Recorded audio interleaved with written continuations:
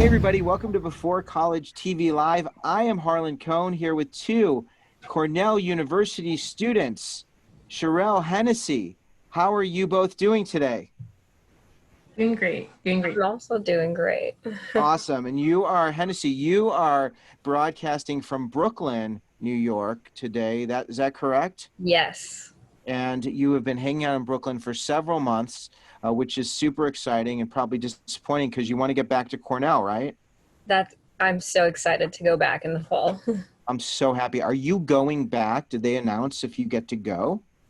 Yes, so Cornell released a statement, I think it was 2 weeks ago, maybe a week and a half ago, saying that we do have the option to go back to campus. And you're going to take that option? Yes. Yes, because you're going to be a senior this year. Is that correct? Yeah. Yeah, I mean, that's so exciting. I mean, it's going to be a wild senior year. And you are going to be going back to your president emeritus for the Minority Student Organization, MILRSO, I believe. Did I say that right? Yeah, Malarso. Malarso, co-president for First Generation Student Union, FGSU, residential advisor in the first year dorm. This is right. This is all the things you do, right? Yeah. And you are an EOP or HEOP. Do people say HEOP? Yeah, they say usually EOP, HEOP.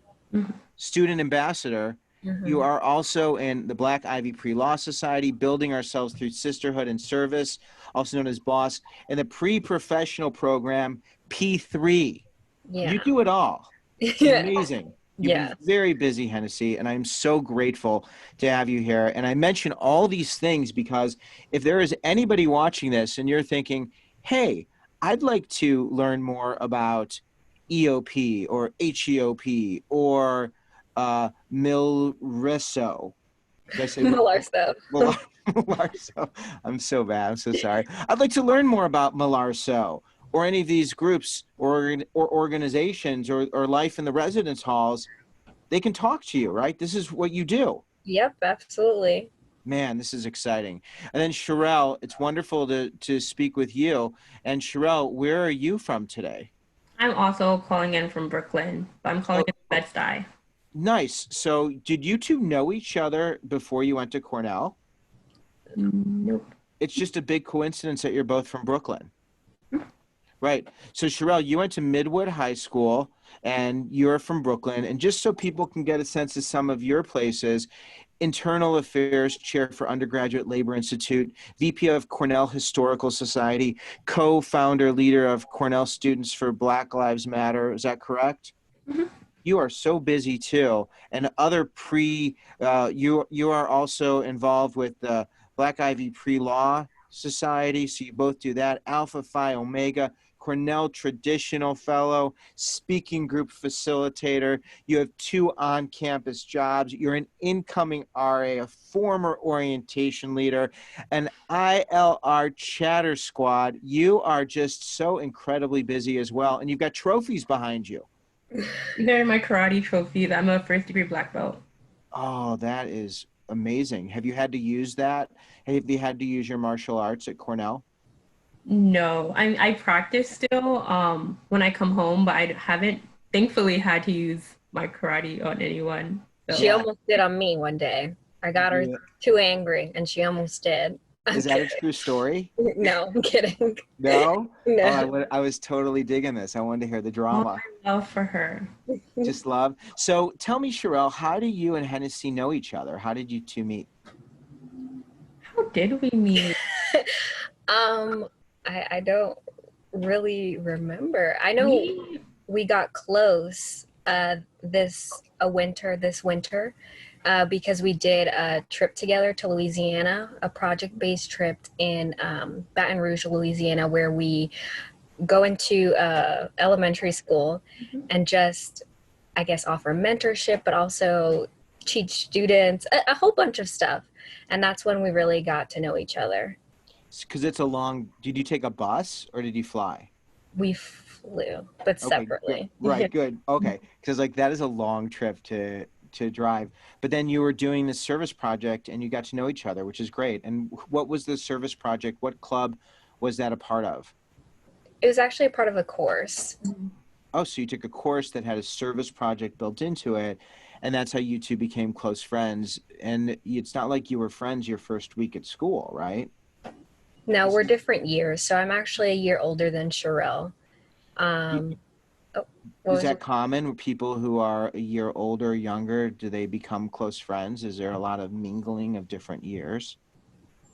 I would say in different student organizations, if you have like an intimate student organization, you might know people who are maybe seniors or maybe freshmen, different years than you are. But besides that, not really. You're taking classes with people within our major, at least we're both industrial and labor relations major. You see the same people because you're all kind of moving towards the same requirements. So your same class year moves together. So it's kind of hard to branch out in some ways. Yeah. I actually had a different experience from the moment that I stepped onto campus. My best friends were all seniors, but I think that it was just also because I like hanging out with the older crowds. Just because they know they have the ropes around campus, and I feel like they can teach me a lot. So I was able to develop relationships rather quickly with some older students.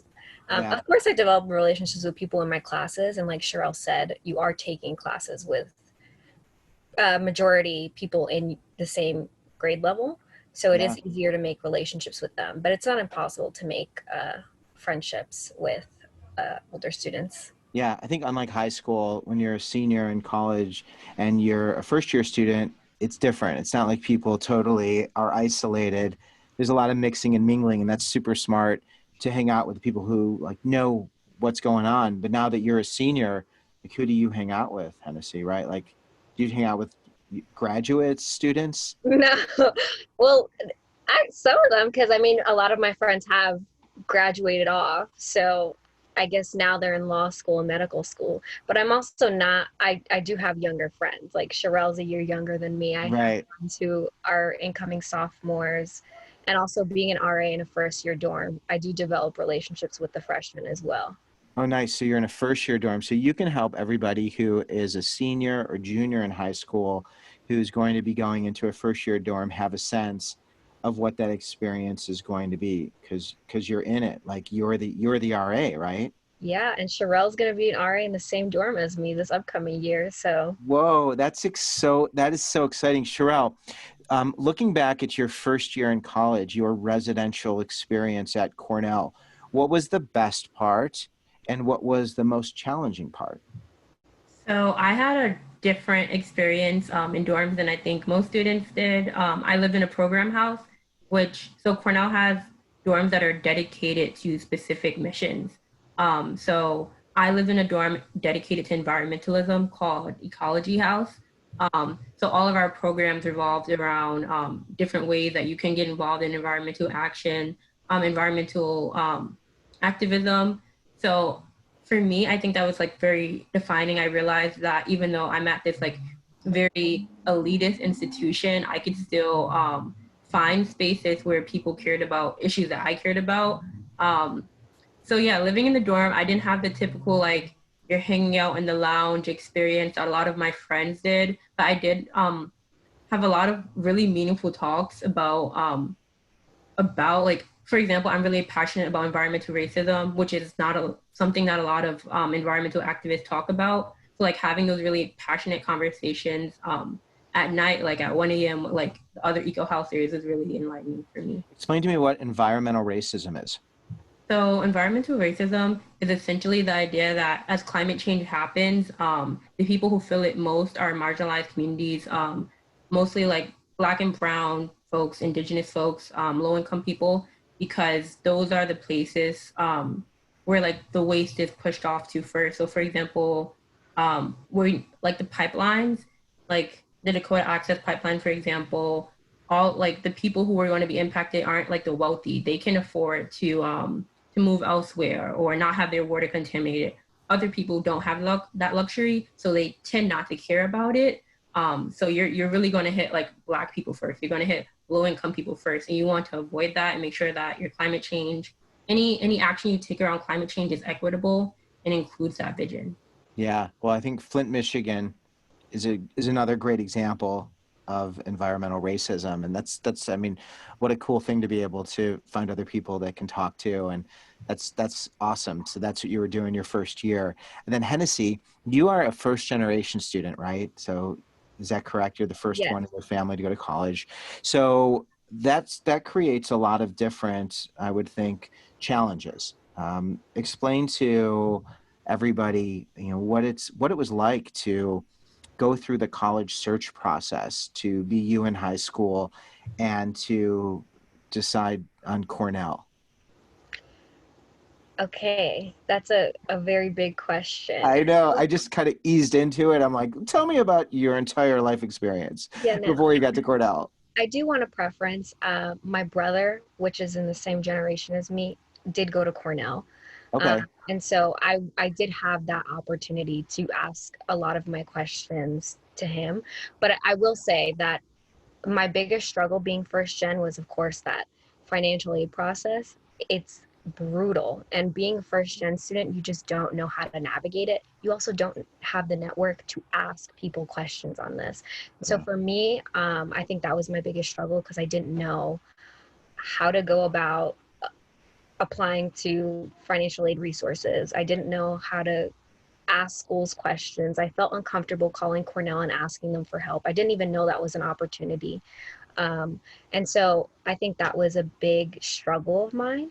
But one thing that I will say, so as you mentioned before, I'm a part of the EOP HEOP program, which is, if you break it down, it's called the Education Opportunity Program and the Higher Education Opportunity Program, which is a program for New York City residents that offers you financial aid resources. So basically they pay for your whole entire college career if you're a low income student, and they offer you so many resources. So for me, applying to Cornell and having just an advisor who would call me every couple of weeks and say, hey, I haven't received your TAP application yet. Get on that. Like, that was reassuring because I knew that I had someone there for me. And so I think that although being a first gen student, it was difficult applying to college, being able to have people to reach out to was a huge stepping stone for me. Yeah. How did you get involved with EOP? So so it's really weird on the application for Cornell. You have to check a box and it says, do you want to be considered for the Education Opportunity Program? So when I was applying, I was like, okay, sure, whatever. I didn't even know what it was. But after doing research and because they call you. So if you're eligible, they'll call you and they'll be like, hey, we saw that you checked this box and you're eligible and we would love to have you. And so they call you and they give you an array of information. They offer you the email and as well as like the website. And after I did some research on it, I was like, dang, this is so cool. But yeah, Yeah. I just checked that box. I didn't even know what it was. I checked the box and they did the rest for me, to be completely honest. So just to take a step back, before you checked that box, you had to go through the FAFSA. You had to go through the application process. Did you have anybody to help guide you through this as a first gen student? No, I kind of just winged it. I used a lot of Google and YouTube. And I did have an older brother that went, but I mean, he was immersed in the Cornell, like the bulk of all the work. So when I was applying, he did offer me a lot of help because he did go through it. But also like he was busy for a lot of it. So Yeah. YouTube was my best friend. There's so many like YouTube videos. How do I apply through the Common App? Yeah. And so I did use those resources. So that's how you walk through that. Boy, it'd be really cool if there's anything you still remember that you used. I know that you are a EOP, HEOP student ambassador, so you're helping students. Clearly you are accessible, available, you want to help. If there are any resources that you really found helpful that you want to pass along, we can include those with the show notes, and I can include some of those links. Or if there's like a favorite YouTube video or somebody. When you were at Midwood High School, explain a little bit about you, Sherell. You were so you're from a different high school. You and Hennessy, you went to Franklin Delano Roosevelt. Okay, Sherell, you went to Midwood High School. So Sherell, take me back to high school you and describe like how you saw yourself whether you were like studying all the time and to yourself, or if you were like partying all the time, doing karate. Like, I don't know if that's, Okay. just kind of give us a sense of high school Sherell. High school Sherell was doing everything. Like okay, so I would go to school at 8, and then after school, like I remember 1 year of high school, I think it was junior year, I was doing 2 internships. So I interned for the mayor's office, and then afterwards I interned at the New York Civil Liberties Union, and then I would go to karate afterwards, and then I would do homework for all my AP classes. So like I was booked and busy, and I kind of maintained that same state now, but definitely less so. I was able to handle a lot more in high school than I can now. I think it's also the nature of college. The work is way more intense than it is in high school. Like you think your AP classes are a lot, but then you get to college and you learn your AP classes are really nothing compared to the work that your professors give you. So I thought I knew how to handle that workload. Kind of wrong once I got to school. But I didn't really party much in high school. I really got exposed to party culture when I got to Cornell. My high school, at least no one I knew was really out there like partying, and my parents Yeah. have never been cool with that. Like I can't come home at 1 a.m. even though I'm 20 and going to be a junior in the fall. I still can't go out partying. So I definitely changed a lot, I would say, from high school to college. Just like I was able to have more opportunities. School got harder. So Right. And then getting into Cornell, because Cornell's a tough place to get into, right? It's not easy, right? for sure. Right. I mean, it's an Ivy League school. It's very competitive. So tell me, what schools did you apply to, and did you get into Cornell right away? And how did you decide to make that decision, Sherell? Okay. I know I applied to 10 schools. I applied Okay. to Harvard, Franklin and Marshall, Quinnipiac, SUNY Binghamton. I cannot remember my full list of schools. Swarthmore. Uh-huh. Um, I don't remember my full list of schools, but they were all in the Northeast. And I was applying, Tufts University. Ooh. Applied there. And all my schools were Northeast, and I was focusing on like political science, and like international relations. Like that's what I was applying for everywhere. But at Cornell, I applied for industrial and labor relations. And that was the big difference for me. There's no Hennessy's also industrial and labor relations major. I don't think there's any program like ours to my knowledge. And that drew me in because I knew I wasn't going to find the coursework and like the robust experience that I found at Cornell in the ILR school that like I wasn't going to find that anywhere else. So I really wanted to come here. But I did struggle between Cornell and Tufts towards the end. Tufts, I went and I visited, they showed me around, and just some of the factors I kept in mind, for example, food, it sounds silly, but like the food at Cornell is really, really good compared to a lot of other schools. It's not. Financial aid, Cornell gave me way more money than a lot of other schools. And then also just vibe on campus.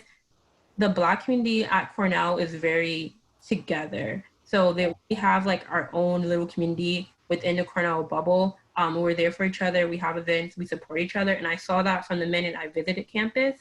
And that let me know that like Cornell is a different place than like so many of these other schools. And I wanted to be here. Yeah. Well, Cornell is definitely a diverse community, but it certainly is predominantly Caucasian, right? When you're walking on campus, that's kind of what you see and what it looks like. So when it comes to finding your place and knowing that you were going to have your community, how would you suggest a student who is in high school go through that process so that they can find exactly what you found? I think a part of this is really getting to know students at your institution and looking for mentorship in a sense. But at Cornell, it kind of finds you. So if you're a Black student, for example, on our campus, another Black student will see you and be like, are you in this group chat? And we have this really large group chat with 5,000 students, Black students, Hispanic students. Like if you're a student of color, you are likely in this group chat. and all like events, resources, everything that you need for support before you even really get to know anyone in the community is right there at your fingertips. So that's a great resource from the beginning. I also did pre-orientation events. So I did the pre-orientation service trip, which allowed me to meet other incoming freshmen who were just as scared as me. We talked about where our concerns about not making friends, not knowing where, like how to get to our classes, getting lost, how to deal with professors. We were all having the same exact fears and we thought we were the only ones having them. So going through that program together let me walk onto campus with those friends, knowing upperclassmen as well who were doing the program with me. Henessy can also speak to this. I know she did the pre-freshman summer program, which is a way more robust experience than like the week-long pre-orientation program I did. But I think programs like that really help you find community before you even step onto campus. Yeah. What about this year? Are those programs happening because of COVID? I think that some of them are happening remotely. That's my understanding, but not in person, which I think diminishes, not diminishes, but it makes it hard to build those same bonds. Yeah. You can't, Zoom connections are not the same as in person. Let's go to a dining hall, let's go to the mall, Yeah. etc. Yeah, I know a lot of those things. I think for this year, especially given that you two are so pivotal in helping students to make that transition, finding ways to make it comfortable is going to be really unique and different this year. But you're both so welcoming that I'm sure it won't be that hard for people to see that, all you want to do is help. Henessy, tell me a little bit about you in high school. Describe you, what you were doing, what your life was like, and how you chose Cornell, because I want to hear other schools you applied to and all that. So let's just start with you giving a quick description of high school Henessy. Yeah, so in high school, I was super involved in everything I did. I think that the first word that came to mind is like a leader. So I was in mock trial, the president of mock trial, the president of this organization called Aspida, which is like Aspire. So it's like battling teen pregnancy and achieving more graduation for Latinx students in New York City. And so I was just involved in as much as possible, but also super immersed in my studies. So I was at school until 8 p.m. a lot of days, but that was just for me the most comfortable place and I felt at home. Yeah. And when it came to the application process, I will be honest, I applied to over 30 schools because Wait, 30 schools. yeah, I applied to about 30 schools because I didn't understand the college application process. I didn't know that like people usually apply to like 10. Right. So I applied to about 30. I applied to Cornell. I applied to a couple of the other Ivies. Which ones? I'm going to try to remember. Okay. I applied to Harvard. I applied to Yale, Columbia, Dartmouth, and I think Brown. And then I applied to some New York City-based schools through the CUNY system. So Hunter, Baruch, Brooklyn College. And then through the SUNY system, I applied to Binghamton, Syracuse, and then a couple others, but I don't really remember. Right. Yes. And then when it came to the acceptance, I know that clearly you got accepted to Cornell. Yeah. Which is wonderful. Were there any other schools that you were accepted by that you were excited, or were there any rejections that shook you a little bit? Yeah, so I applied to, I got accepted into all the CUNY schools and all the SUNY schools. I got rejected from all the Ivies except for Cornell. But, okay. And so a really funny thing, I did all of the other schools before Cornell because Cornell was my number one. I could have gotten into Harvard, I wouldn't have went because I wanted Cornell. And so I did all of them. And then I got to Cornell and I was like, what the heck? I just got rejected from all of these schools. What if I get rejected from Cornell? Right. So I was terrified.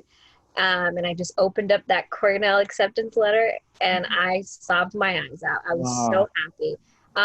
But when I got accepted into Cornell, they did not offer me my financial aid package. So I was terrified that they wouldn't give me a lot of money because, what was your question? I was going to say, what about the organization? What about the EOP, EOP, HEOP. yeah, when did that kick in? So in my acceptance letter, it did say EOP, HEOP, but that doesn't always guarantee that you'll get full financial aid. It really, they have to look at your financial aid application before they can officially say like, oh yeah, you're going to get full financial aid. So for me, I couldn't go to Cornell if it wasn't on full financial aid. I don't have the means to do it. So I was really nervous, and I was pressing the financial aid office every day, trying to see what they would say. You would call them or you would email them? Tell me how you do Call that. them. I would call the financial aid office, and I was like, hi, my name is Henessy. Do you have any additional information on my financial aid package? And they're like, no. If we do, we will email you. We don't have it yet. And so during all of this, I was offered the opportunity to go visit Cornell on campus. So it through diversity hosting. And so I went on campus. And while I was on campus, I also had the opportunity to go to the financial aid office and ask them directly. In which case they were like whispered and they were like, yeah, you're going to get financial aid. And as soon as Oh, they said that, I went ahead and accepted Cornell. I was like, this is my place. I was so happy, so excited. yeah. So Um, do you have to pay, for people who need financial aid, and are really worried about the cost, which I know so many students are so worried about that, and you don't have to answer any questions that you're not comfortable with, but, how much are you paying? I'm not paying anything. But that I luckily, so a reason I applied to all of the Ivies was because they have a need-based scholarship system, financial aid system, Yeah, where they don't look at your financial need before you get in. They look at it after and they just say, we'll cover it, which for me was the best option. And also being a part of the EOP, HEOP program, it kind of guarantees for me that my financial need will be met during the entire time that I'm at Cornell. that's Uh, awesome. And what about like food and they um, cover everything. books? So they cover your food. And what about if you have to buy a pillow? They cover everything. They'll And buy you a pillow? yeah, so they give you like a refund check where you're given the opportunity to basically use it to buy any of the things that you need. That's So amazing. yeah, Yeah, so you focus solely on studying and being involved. And did exactly. your brother get a full financial aid, or did he get He full did, financial? but not through the EOP, HEOP program. So his financial aid was a little different. He just got full financial aid through Cornell, like, but not through my scholarship. The fact that he already had gotten that financial aid, did that help you to, anticipate that you were going to get it? Oh, I didn't know how the financial aid process worked, and neither did he. I think Yeah, even now, as a student, I don't know how financial aid really works. I don't know what factors are. I mean, I have a little bit more insight now, right. but I suspected that I was probably going to get full financial aid. Right. But the advice to students who are in high school who have like real severe financial need is to apply to these schools. Mhm. Like, use that to your advantage, right? Like Absolutely, and don't also be, yeah, tell me more. call financial aid and ask them what resources they have available. I wasn't knowledgeable on the EOP, HEOP program. And so, although my brother did get full financial aid, he doesn't get the same assistance that I get. So, if I ever needed anything, I can call my advisor and say, hey, I really need, let's say, professional clothing.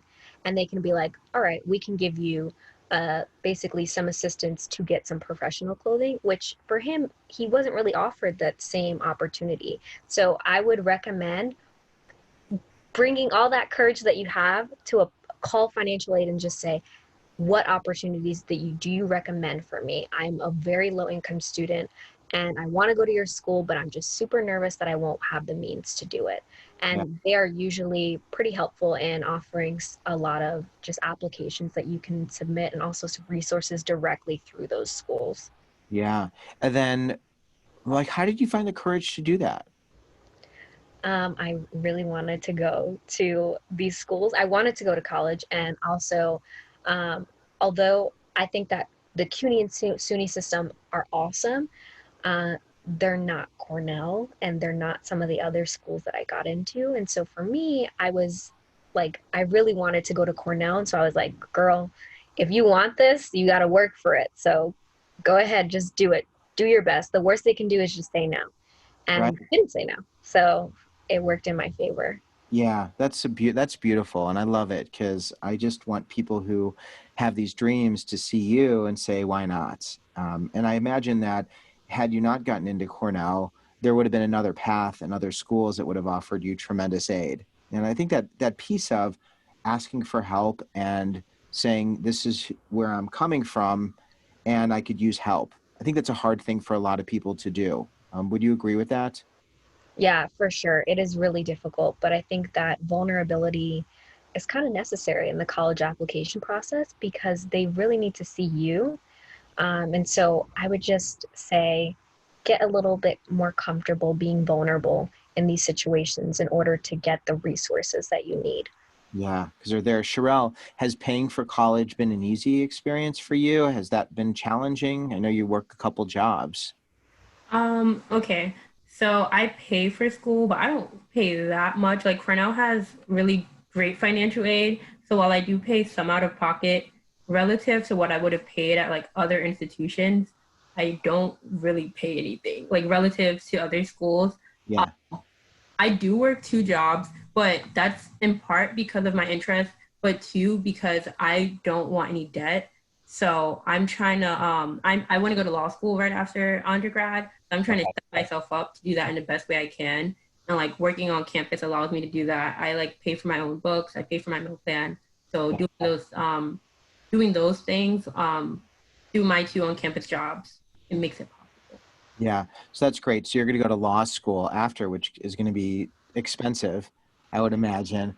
But hopefully you'll get some financial assistance with that as well. Hennessy, is that your path too? Yeah, I want to go to law school after Cornell. Do you see when it comes to law school getting financial assistance? Are there a lot of programs as well?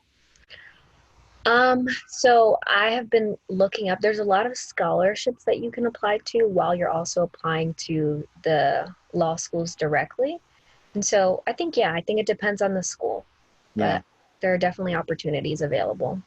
Did either of you experience imposter syndrome when you got to Cornell? And for people who don't know what imposter syndrome is, Hennessy or Sherell, you can explain what that is. Sherell, you seemed like you had serious imposter syndrome. Um, I feel like at first I definitely okay, so imposter syndrome is basically you feel like you don't belong in in the institution. Like you feel like you didn't earn not that you didn't earn your spot, but it doesn't feel like you're meant to be there. And that you're like you're someone you're not supposed to be. Like you're in a space that doesn't belong to you. And I definitely felt that. So even though I'm not first gen, no one in my family has gone to school like any of these Ivy League schools. Like people have gone to CUNYs and like gone small, but no one went to Ivies. So like me going here and stepping out, I'm meeting like a bunch of rich kids like for the first time, and like I'm from Bed-Stuy, which is a predominantly Black neighborhood. It's low income. So yeah, I'm meeting rich people for the first time. People are telling me they have yachts. People have private tutors already for like their chemistry classes. I really struggled in an economics course that I thought I would do really well in because I took the AP class in high school and I didn't do bad. So I thought taking this course in college is going to be a walk in the park, but it wasn't the case. I would study and study and I would still do really awful. Like my grade in that class was horrific. I passed, but it was horrific. Tell us how horrific. It was a C plus, but relative to the average in the Yeah. class, it was not good. And the test grades weren't good. I would just study all day long, and my results would not match. So I Right. felt defeated. And did you fail any quizzes or tests? Oh, I definitely failed at least one prelim, at Yeah. least one. What I remember calling my dad and crying, and I'm like, Dad, Yeah. I got like a 50 on this exam. I didn't know it was possible. Like, and I studied for it. That's the thing about it too. You think when you study, you're going to get results. So I'm spending 8 hours in the library and I'm still failing this test. It didn't make any sense to me. I was like, I'm dumb. I don't belong to be. I don't deserve this spot. I didn't feel like it was mine, especially since no one I knew was going to Cornell. And besides the fact that no one I knew, like my SAT score, I didn't think it was good enough. for like Cornell. I applied because I thought that the ILR school was amazing, and going to like admissions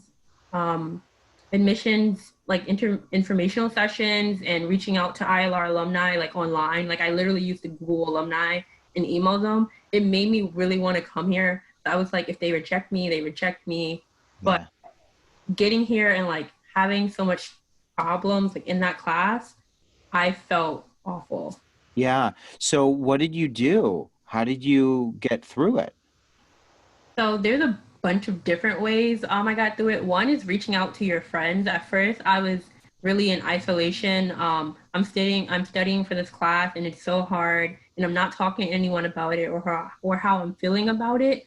But I found out that a lot of my friends were struggling too. Like it wasn't just me. And even more now. That class was freshman year, but the end of sophomore year, I'm talking with some of my friends, and they're like, microeconomics was so hard. Like that class was awful. When I thought it was just a me thing.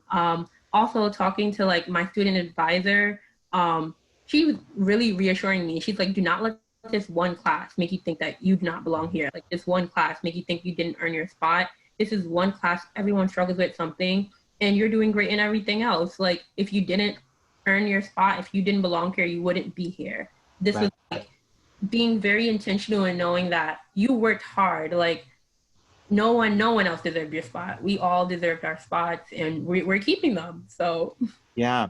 That's a scary feeling, but so the student teacher, or you said it was a student mentor. Who is it that helped you? my friends and a student advisor in the office Right. of student services. Right. And the key is to tell people that you're struggling, which is a scary thing because then you have to admit you don't know. And once you admit you don't know, then you become vulnerable, which is what we were talking about before. In Henessy, you were mentioning even when it comes to the college admission process, like you need to be vulnerable. How about you? Once you finally got on campus, did you experience any imposter syndrome? I had imposter syndrome as soon as I got that acceptance letter. I was like, do I really belong here? Do I deserve to be here? I also struggled with economics, both micro and macro, and I also did terrible in those classes. I failed a bunch of tests for those classes. And also, I remember I stepped on campus. It was my first day of classes, called my mom crying, and I was like, I'm going home. I Mhm. don't belong here. And it's just, you really have to. I also talked to upperclassmen that day, and I was like, I don't feel like I belong. Like, I am doing terrible in these classes. I don't know what to do. And they just looked at me and they were like, everyone feels it. This is Cornell. Everyone feels like they're not smart enough. Everyone feels like they don't deserve to be here. But you have to just give it some time, gain some confidence with your own capabilities, and just know that the admission process or the admissions officers did not make any mistake. They had a bunch of students application that they had to go through, and they said they want you. They didn't make a mistake. They weren't like, maybe let's just do this one. No, they knew. They read your application. They said, we want this person. And Yeah. so for me, hearing those words, I was like, okay, right now I may not feel like I belong, but I'm going to give it some time, and I am going to try my best. And after some time, I became more comfortable, and like I was reassured that I did belong there. And similar to what Sherell was saying is like, my freshman year, I didn't want to tell any of my friends I was struggling. They would be like, what grade did you get? And I didn't want to tell them. And the truth is like that didn't work in my favor at all. So if I told people that I was doing bad, they could have offered me a teaching assistant who could have helped me. They could have offered me an upperclassman who took the course and would have felt comfortable teaching me some materials during their free time. But I didn't do that. And so I did learn a bit late. I learned about my sophomore year that I should do that. And now going into my senior year, if I'm struggling, I'm like, yeah, no, I don't get this. And it doesn't mean that you're dumb. It doesn't mean that you don't deserve to be there. It just means that you need help, which is okay. Yeah. I mean, that's amazing. And it's so helpful for people to hear. And now as a senior, you're the person who can listen and help. I mean, I know when you hear somebody struggle, like what does that do to your heart? Do you judge them, or are you like, let me help you. I want to help you. Yeah, definitely. I think I'm like, I've been there. Come on, let me show you to the resources that can help you no longer struggle. Yeah. Yeah, well, I can feel it. I mean, that's a beautiful thing, and I think that when someone's going after their dream, it's hard, and you feel alone. And I know that I know Hennessy. I was talking about you being a first gen student, but you know, Sherell also going to an Ivy League school and being in a community that's so different, feeling so alone can be really hard. Did you ever think of stopping or quitting or transferring? And I know the Hennessy you had that day, that first day, but I'm curious, Sherell, to hear from both of you if you had that serious moment where you're like, I can't do this. First semester, I considered transferring twice. My freshman year, first semester, microeconomics, I really considered transferring. I was, in my mind, I was like, I need to go to an easier school. This school is too hard for me. I'll never graduate. I'll never get to law school. Like, I was just having all of these thoughts. Um, my dad called me and yelled at me after I sent him some text telling him that I was going to transfer. So that didn't happen. He was like, you are not transferring after you made me do all these documents, like for you to get financial aid for the school, et cetera, et cetera. Yeah, did not transfer. Second semester, so the second semester I suffered a loss in my family. I lost my grandma, and Cornell is intense. So you don't have the time to take a break. So I was grieving and trying to do work at the same exact time, and that was really really tough. I was lucky because I had friends to fall back on, like to check in with me to make sure I was okay. But as a whole, I really wanted to transfer, just because the workload kept building and I didn't want to talk to any of my professors. I knew at this point, like towards the later half of my freshman year, like to email your professors, to like go to office hours, but I did not want to reach out and I just wanted to quit. But Why? luckily, I feel like the professors I had my second semester, I was honestly intimidated by a few of them. Um, they didn't seem to be that open.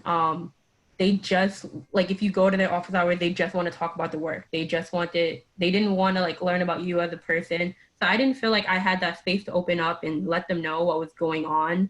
Yeah. I felt like I just had to turn in the assignments, and that definitely did work to my own detriment. Looking back, I should have been like, I don't care how this professor feels. I'm going to tell him I need an extension because my grandma's funeral is coming up. Like something like I should have spoken up more. And you learn looking back. But thankfully, I had my friends on my side, and they definitely were like, Sherell, you need to do this. Like you need to do this. Like keeping me up with it. Thankfully, like we're doing good today. Yeah. Yeah, that's it's hard to advocate for yourself when you're at such a high achieving institution around so many people. And do you think, you know, I'm curious about being a female, being a woman, being a minority. How does that impact you, your relationships, the ability to be a self advocate? Can you speak to that and to other people who maybe identify with who you are and where you're from?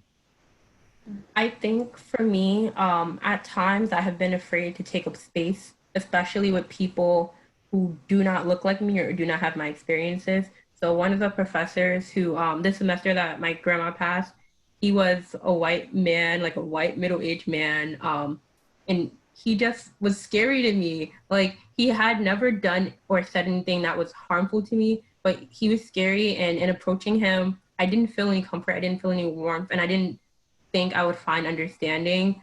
So those things are hard. But I've learned, like as we talked about earlier, like vulnerability, I've learned that people honestly do want to try to understand. They really want to give it their all. So I've worked really hard to find community in that way. Also mentorship. So like from upperclassmen, as Henessy spoke about earlier, I've had really great mentors, like Black women seniors. They've helped me find so many resources.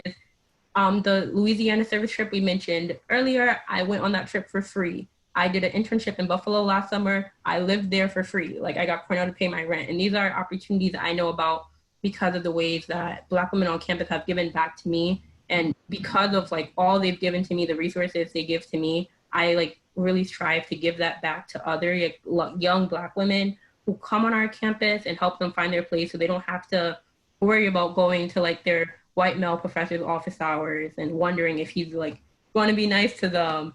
Like opening up these spaces is really important. And also organizational culture on campus, I would say if there was a problem, I would highlight that. Um, so many organizations tokenize Black students, tokenize women.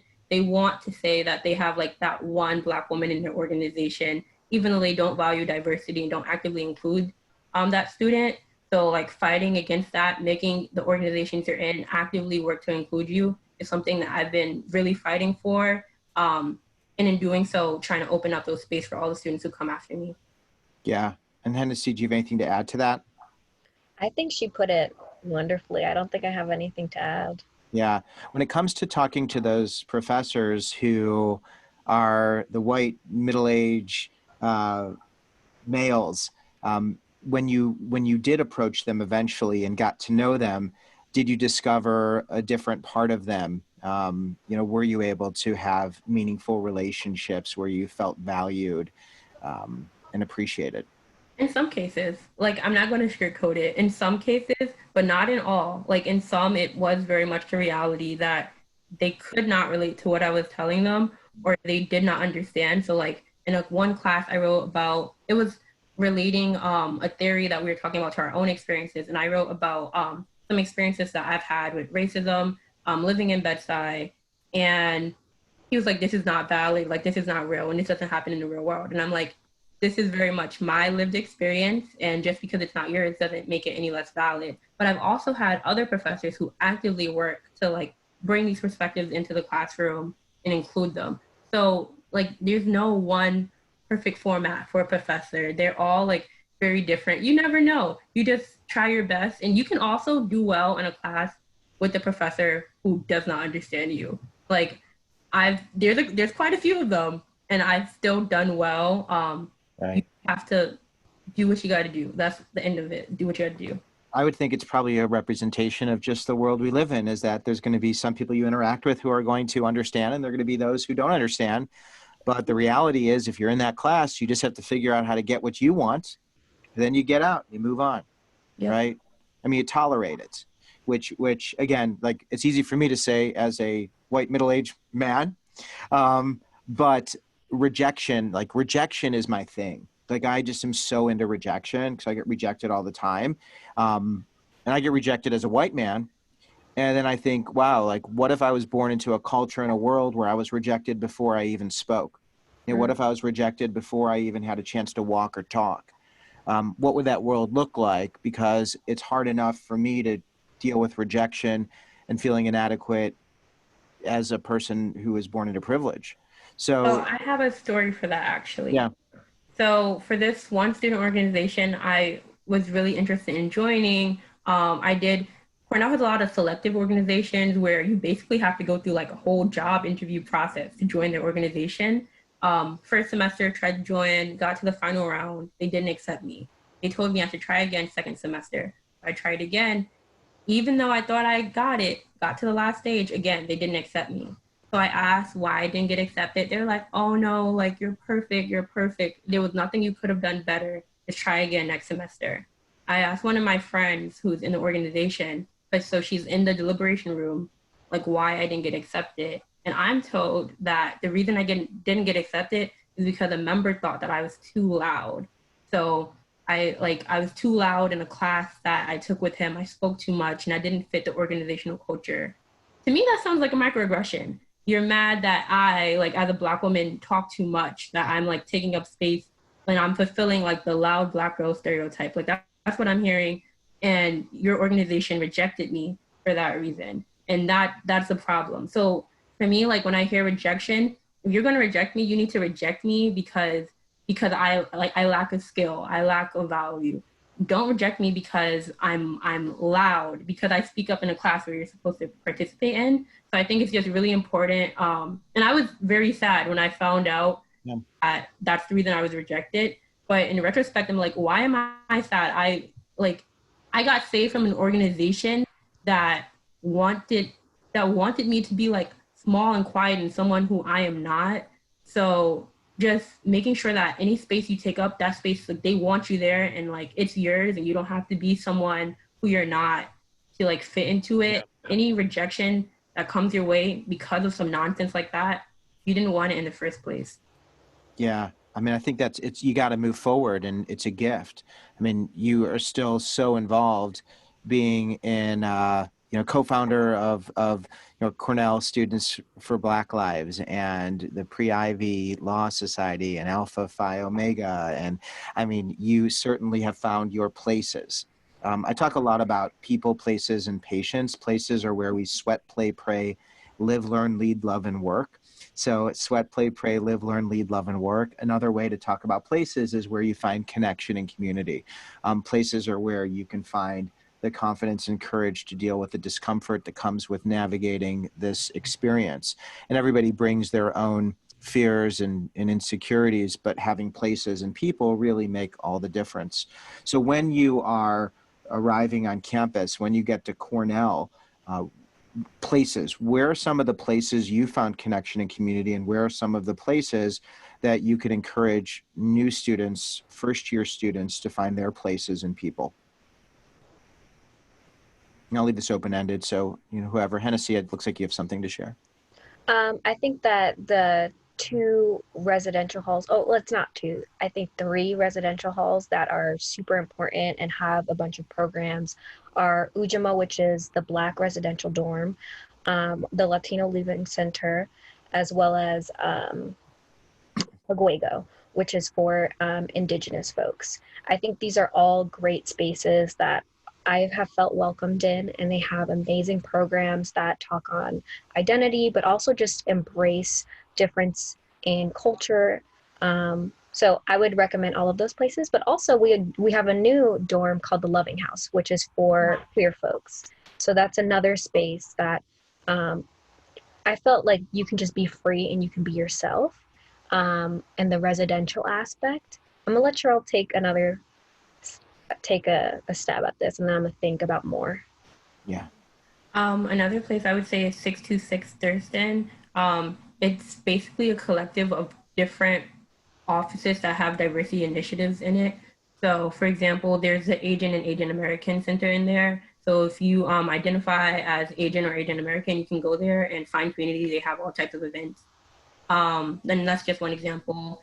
Willard Straight Hall, as a whole, it's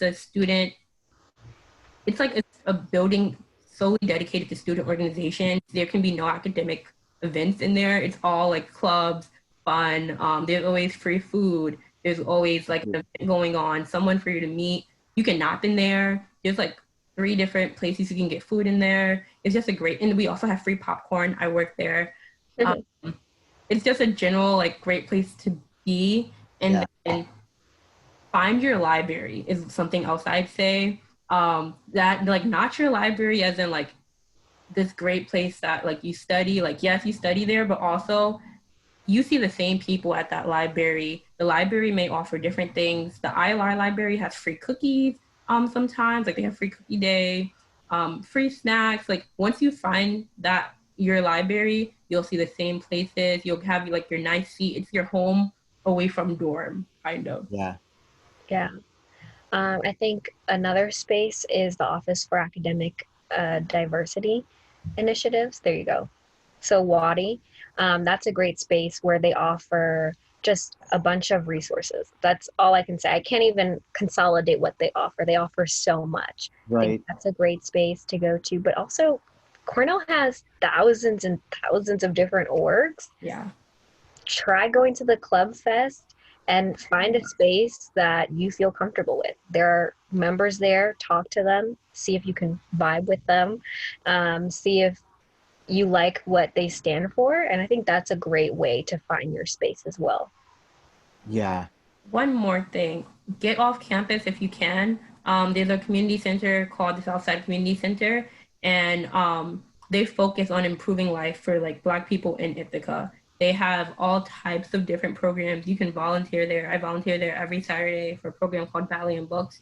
And you get to meet and really build connections with people in the Ithaca community. Cornell is a bubble, but don't let yourself get trapped into it. There's so much more off campus, and you getting off campus enriches your on-campus study. So I really recommend that students get off if they can. What do you say to a student who's kind of shy and worried and a little bit uncomfortable how can they get involved with all these great organizations? I mean, how do you make that first move? I think if you have a friend, ask a friend to go with you. But also in your residential hall, if you have an RA, go ahead and knock on their door. I mean, that's what they're there for, and ask them, "Hey, can you come with me?" I know it might be awkward going with your RA, but no one knows that they're your RA. But also asking them about these resources, and maybe they can connect you with another student who is also shy, and doesn't have anyone to go with. I think that's a good start. Because both of you are RAs, I know, Sherell, you're going to be a first-time RA, and Hennessy, you're a returning RA. So you're speaking from experience for people who are, you know, listening in. And, Right. right. And Sherell, what were you going to say? I was going to say sometimes just show up. Like show up on this is something I've done for the first time really this year. I've been trying to branch out into different student organizations that I've been interested in since I first stepped on campus, but I couldn't find anyone to go with me to their events. But I've been really interested. And I'm like, why am I not going? Just show up to the event and people will talk to you. I've made a bunch of friends by just showing up to events. Like the sophomore year, I have a friend group, but well, yeah, sophomore year, I had a friend group, but showing up to the events, I've made so many more friends, like people I would have never connected with if I continued to like tell myself I couldn't go because I didn't have anyone to go with or anything like that. If you're interested, go. People will come up to you and talk to you. They'll ask you like your name. Oh, how'd you find out about this? And before you know it, you just made like 5 friends. So what do? You go alone, and do you like look at your phone for the first part? Do you like how do you like really walk us through how you can go alone and not feel awkward? No, honestly, you do feel awkward. Like I won't lie. You do feel really awkward. I go and I do exactly what you say. I sit on my phone, I look around, I'm in the corner. But normally if there's the event is being hosted by an organization, one of the organization members will come up to you and they'll be like, "Hey, like what's your name?" Like that has happened to me so many times. They'll come to you, they'll ask your name, and then they'll be like, "Oh, like we have this, like or we're doing this, like let me show you this." And next thing you know, like you're putting on face masks with like girls you've never met before, or you're like that happened to me. I went to an event, it was like a spa night. I went by myself. She's like, "You want to put on a face mask with me?" I made 3 friends. We're just putting on face masks together. Um, they like just go and see. Like if you're interested, go and see. The worst thing that will happen is that if you really are that uncomfortable, you leave, and no one will notice. Like it's a lot scarier than it sounds. Once you do it, like the first like 2 times, you feel so strong. Like it makes me feel really strong and confident that I can like go into these spaces on my own. When like high school me, I wouldn't have gone if I didn't have at least like 3 friends with me backing me up. But now I know my interests and I know I'm strong enough in self like that I can do these things and like I will continue to do them. I don't care if my friends don't want to go. I'm still going to do it. So Yeah, I love it. It's what do you want? And you're worthy of anything that you desire because you're you. Like, right. like just by virtue of being you and being present, and anybody who's listening to this, like you deserve it. You deserve it simply because you are here. Like you exist. You are worthy. And that's a beautiful thing. Hennessy, do you have anything to add to that? No, I just second it. I mean, I've been on both sides as a now president of a couple of orgs. I literally, that's what I do. Like, because I want people to feel comfortable and feel like they can come back. So I can assure you, if you're on your phone, I will go sit next to you and be like, "Hey, what's your name? What year are you?" And I know that even my freshman year and even now going, well, as a junior, I haven't been a senior yet, but as a junior, I would go to into spaces, and if I was uncomfortable, I would still go on my phone, and people would come up to me and be like, "Hi, Yeah. what's your name?" and do the same for me. And so I definitely think that just showing up is a great thing to keep in mind. Yeah, so you show up and you just sit there, and then the leaders like Hennessy and Sherell will find you because they used to sit there on their phone, Mm-hmm. being awkward, and then Exactly. and then they'll help you. So I think that that's true not just at Cornell, but at any university where you want to be engaged. Like you two are so kind. You want people to have wonderful experiences. That's why you're doing this. That's why when you're on campus, you're walking around engaging people. A question I frequently get is tell me what a Tuesday night at Cornell is like, and then tell me what a Saturday night at Cornell is like. So one of you could take a Tuesday night, one of you could take a Saturday night, or you could both do it together, however you want to do this. Oh, I think we'll take it together. I know Tuesday night is a predominant prelim night, so that's like a midterm or like a test night for so a lot of students are taking an exam during a Tuesday night. And so I think a regular Tuesday night for me would be me going to a dining hall, eating dinner with a friend first. So around 6 p.m. I go to a dining hall, eat dinner. Then we go ahead and go to a library and study for a couple of hours. So I'm going to say that I'm at the library from 7 to 10. Let's just say that. And then at that point, I go back to my dorm and relax, watch Netflix, talk to residents, talk to friends. Also, what show are you watching now? Right now? Yeah. I'm watching Money Heist. Ooh, interesting. Yeah, or like at school, I usually watch. I know a lot of people watch The Office. I think that's a good one. People are always watching The Office. You go into a lounge, people are watching The Office, or they're watching The Bachelor, but that's Monday. So we're talking about Tuesday, right? Right. Okay. Exactly. Was there more? I'm so sorry I jumped in. I was curious what you watch on Netflix, but then you're saying you kind of just relax a little bit. Right. And so I think it just. I didn't know Cornell students relax. Oh, we do. We do. So we just eat, study for a little bit, and then relax, and then go to bed. Nice. Sherell, tell me about Saturday night. So, okay. Thursday, Friday, Saturday are big party nights at Cornell. So I'd say, like, so for me, my typical Saturday, I start going to Southside Community Center, which I mentioned earlier for my volunteer program, come back, I eat lunch. Well, I eat breakfast before I go to Southside. But after Southside, I eat lunch, go to the library, study, probably till around 3, 4 o'clock. If I have time, I go to the gym. And then there's either two things. I'm either going to work or I'm going to party. Like it's one of those things. So one of my jobs is the Big Red Shuttle, which is a late night safe bus. So if you need a ride anywhere on a Friday or Saturday night after 12 a.m., we will pick you up. So like if you're going out, you're drunk, you don't know how to get home or you need help getting home, you get on the shuttle, it's free. We have water and students like me to like help you out, and you get on the bus. So I work like basically every other weekend. So if I'm doing that, I nap in advance of my shift. So you're like hanging out on the bus, like walking people in, giving them water. Yep. I bet it gets pretty, it could be, I was thinking is like people might throw up on the bus. People have thrown up on the bus. Yes. I've never, I try to avoid that. You have to clean that, right? Because that's your job. Yes. But we work in teams though. Okay. So team would be team cleaning vomit. Yeah. So I try to not clean it. So if I can get the other people who are working the shift with me to clean it, okay. And but I have cleaned it before, but my preference is that they clean it. Yeah. Could people have sober experiences? Like if people are like, oh, wow, I'm worried about partying now. Can you have a good time and stay sober? For sure. I think know your friend group, know who you're going with. Some people will try to pressure you and make you think that you have to drink to have a good time. That's not true. You can definitely go out sober and have a great experience. Like you can dance, drink soda, drink water. Like you can definitely still have that great vibe. Just don't let anyone shame you into thinking that the only way to have a great time is like drink alcohol, because that's so false. Like I know so many people, and like myself too, like I've gone out sober and I've had just as good of a time as I would have had otherwise.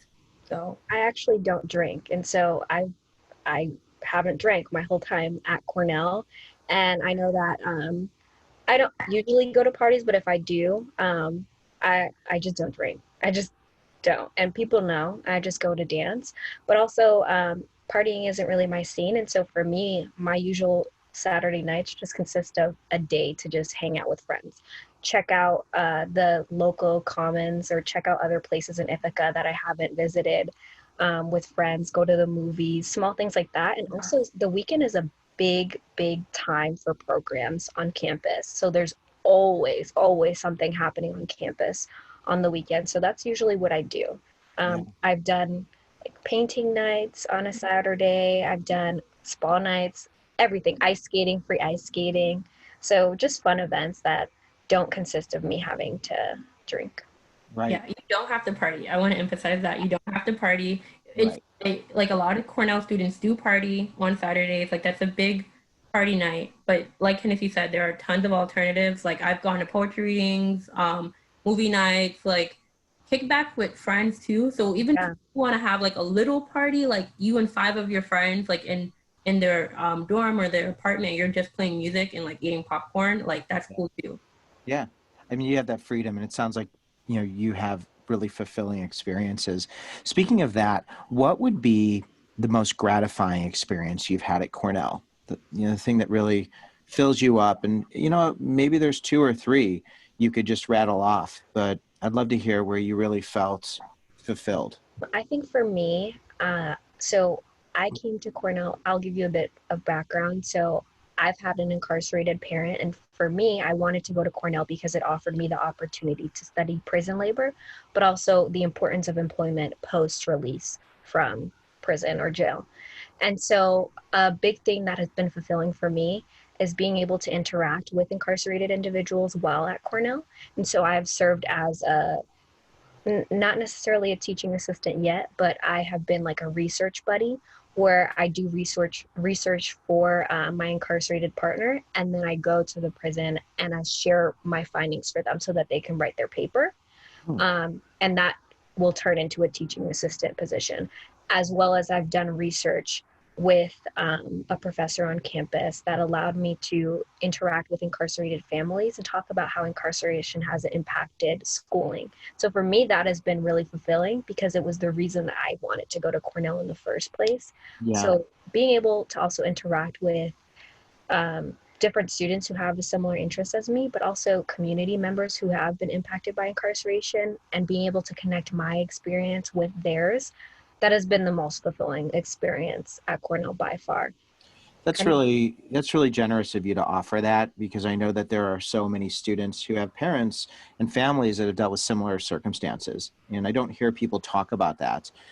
Is that something that you're real vocal about? And for other students who are dealing with that, how do you deal with it in a way where it can help inform you and teach you and fill you up with positive feelings? It sounds like you've figured out a way to do that, but if you can speak to that, what that's like and how that impacts you. yeah, I mean, I'm not gonna lie, it's very difficult, but it is something that is very evident in my community here in Brooklyn. And so I think going to Cornell, I know that, the experiences of the student body are going to be different, but I think my experience is necessary, and I need to be vocal if I do want to make change. And so I would say I'm kind of vocal. I'm getting more comfortable because there is stigma around it. Let's be honest. Like I've had people say, "Oh, really? Yikes. What the heck? How do we know that you're not going to turn out like that?" Just disgusting things like that. And so I have been vocal, but I am careful with who I'm vocal with. I'm being honest, just to protect myself. But there are spaces that I have shared this with, and I've been accepted, and just Yeah. turned to a lot of resources that can help me achieve what I want to achieve, being that I went to Cornell to do. Right. And even in this conversation, I mean, it's out there because you're sharing this. And again, thank you for that. So if there are other students who, are conflicted or want to know, how do you manage that? How do you make it comfortable for you to be vulnerable and share in a way that's going to be a positive experience? Is that something, if someone has questions, you're comfortable answering? Oh, absolutely. Yeah. Yeah, that's wonderful. Thanks for that. And Sherell, I'm curious to hear your most gratifying experience. Um, for me, one that came to mind was sophomore. So first semester, sophomore year, I joined Black Ivy, which Hennessy is also a part of. I would say for me, that was the most gratifying because I felt like I lacked community. So I have friends on campus. I have a lot of friends actually, but having a friend group and having like people close to you, like people who you can like constantly rely on, is something that at numerous times I felt I lacked. And I think that there's also the idea that you find your people at college and then that's it. Like you find your people and then you have those people for the 4 years. But friend groups change, you lose friends, you gain friends. So like finding those people, like getting that collective experience was really meaningful for me. Having like other Black kids who want to be lawyers and want to be lawyers for similar reasons to me just means a lot. So that's been really valuable. And I would say build like building a mentorship, friendship connection with one of my professors. She taught me labor law. She's already agreed to write my law school recommendation. And it's just really cool because I go to her office hours and we just talk. So I don't have to come to her to talk about coursework. I can tell her about an article I read or an advocacy idea I have, an activism idea I have, like a platform I really want to expand upon. Anything I want to bring to the table, like she's there for me. And that's something that I felt I lacked in high school. And it's something that like I wouldn't like trade for the world to have her there for me. Yeah, that's beautiful when you can find that. And through the organizations, you really do find your community, and you've like I recommend 3 different places, and it sounds like you have many different places. To wrap this up, I would love for you to give high school you advice. What is something you wish that you had known, something you can tell high school Sherell, something you can tell high school Henessy that would have helped you to have had an easier experience? Could be something you worried about that you didn't need to worry about, or just some bit of wisdom that would have really just relieved a lot of stress and anxiety. Uh, Hennessy, what would you have told high school you if you can go back in time? Um, I guess I would just say have more confidence in your capabilities because you are very capable and you are worthy of every single spot. And yeah, I think that's the biggest thing. I think my high school me just lacked some confidence. And so I Yeah, would just reassure her that she's very worthy. in high school, everyone. You Yeah. know, it's just it's amazing what you're doing, and it's helpful to hear that. Sherelle, what would you tell you? I would tell high school Sherelle to continue to be authentic, not to try to change to fit like the new space that she's entering. And that like as Hennessy said, that she's going in already like already knowing things. Like she's not going in empty, and that she has substance, and that she's a real breathing person. People will come to her, opportunities will come to her, and what she goes for, she will find. And just to remember to be her true self regardless. Yeah, and really enjoying who you are in the moment, because it's a beautiful thing that we're all experiencing. An unpredictable, uncertain time, I know, of course, but it sounds like you both have found ways to find certainty, to find connection, to find community, to find a really wonderful, rich experience at Cornell. Is there anything else that you wanted to add before we say goodbye? You got Anything? this, y'all. Got it. Yeah. Awesome. Well, I want to just make sure everybody knows that if anyone has questions, you are open to answering those questions. So like, for real, if somebody has a question about life on campus, are you comfortable answering those? Do you want them to reach out to you? Yeah, for sure. All right. So reach out to you. Awesome. Well, I want to thank everybody for being here. I want to thank you for joining me. Thank you, Sherell. Thank you, Hennessy. Reach out to them if any of you have any questions about Cornell or about life on campus. I'm Harlan Cohn. This is Before College TV. I'm so grateful to be here and look forward to being in your corner. Thanks, everybody, for joining us.